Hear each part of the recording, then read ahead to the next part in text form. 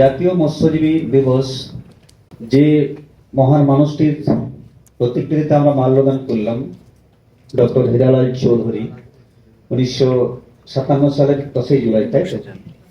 প্রণোদিত প্রজনন, তার ঐতিহাসিক সাফল্য, সেই দিনটাকে আমরা স্মরণ করছি আজকে জাতীয় মৎস্যজীবী দিবস হিসেবে।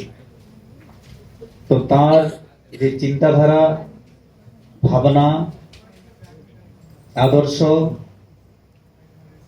মৎস্যজীবীদের জন্য, মৎস্য চাষ নিয়ে তথা ভারতবর্ষের জন্য, সেই তার চিন্তাধারা, আদর্শ, ভাবনাগুলোকে যদি আগামী দিনে আমরা সবাই সম্মিলিতভাবে সঠিকভাবে রূপায়ণ করে বাস্তবায়িত করতে পারি, তবে হয়তো আজকের দিনটার সার্থকতা থাকবে।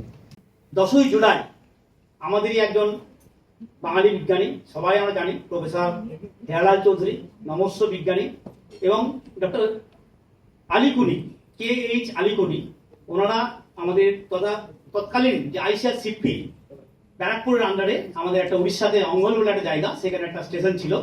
সেখানে কিন্তু প্রথম কৃত্রিম প্রজনন, অর্থাৎ মাছের মাথায় থেকে যে পিটুইটারি গ্ল্যান্ড, সেই পিটুইটারি গ্ল্যান্ডকে ইনজেকশন করে আমাদের মা বাবাকে যে আমরা কৃত্রিমভাবে হাঁপার মাধ্যমে হোক, ট্যাঙ্কের মাধ্যমে হোক, আমরা কৃত্রিমভাবে বাচ্চা তৈরি করা, সেটা কিন্তু আজকের দিনে আমাদের হয়েছিল।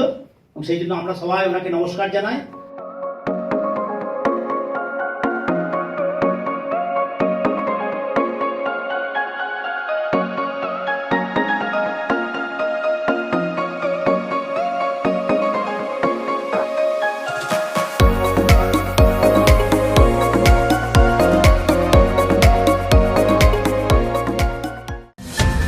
Please don't forget to subscribe our channel and also click the bell icon to get the latest updates.